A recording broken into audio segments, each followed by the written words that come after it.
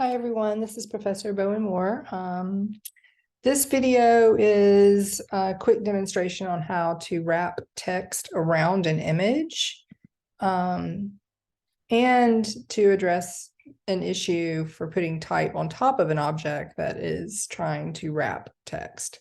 So I'm just going to use this UI UX, this page here with body copy, this magazine article. And I've got my image, and right now, if I place this image or move this image rather over this copy of this text box, you can see it just covers the type. And so an easy way to go about this is to wrap the text around this image. Rather than to space out the type around it. Because if you have to go back and edit anything, it's a lot more time consuming and tedious that way. So to wrap the text, you have the little icons in your control panel at the top, which are little shortcut keys to the issue, no text wrap. And then I've got wraparound bounding box, wraparound object shape. So like if I had an ellipse shape or something, it would wrap around any type of shape, and then jump object. So I'm going to choose wraparound bounding box, and I've got the bounding box on the very edge pretty much of, or the frame pretty much right on the edge of the image.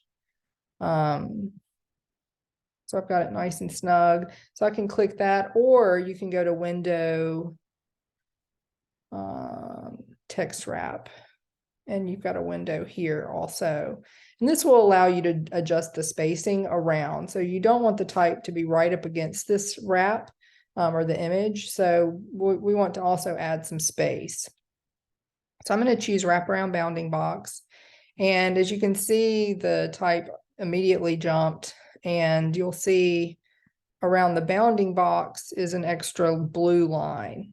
So right now, and it's showing me the space. So the space at the bottom or right below the edge, the space right above the top, and the sides, right and left. So obviously the top has more space than the bottom, but you can make that spacing whatever you need. When I move the image, the type is adjusting wherever I place it. So the idea is to place it in a spot where it's not any awkward spacing issues within the copy. It gives me a nice border of empty space. It doesn't make the lines of type too short here. If I were to expand this image across the whole page, it would just jump from the top to the bottom. So you have choices there. I'm just going to leave it like this. If I had it here, it might be awkward. See how it creates some visual tangents there. So just by putting it kind of in the middle of this large paragraph, or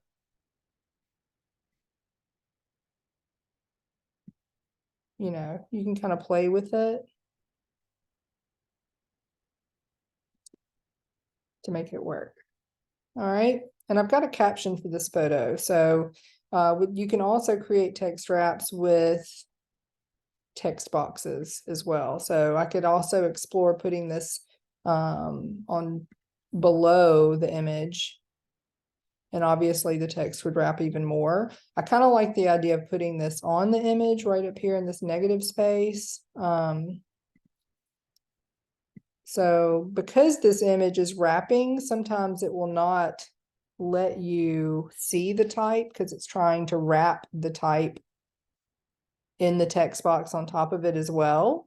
So you'll move the text box on top of the image and or the object, and it will just automatically disappear all of a sudden. So to fix that, you can go to Object, Text Frame Options, and make sure you check to ignore text wrap. And that will allow you to see the type on an object, on top of an object that is assigned a text wrap. So I'm going to do that. And that's how you wrap type. If you have any questions, let me know. Thank you.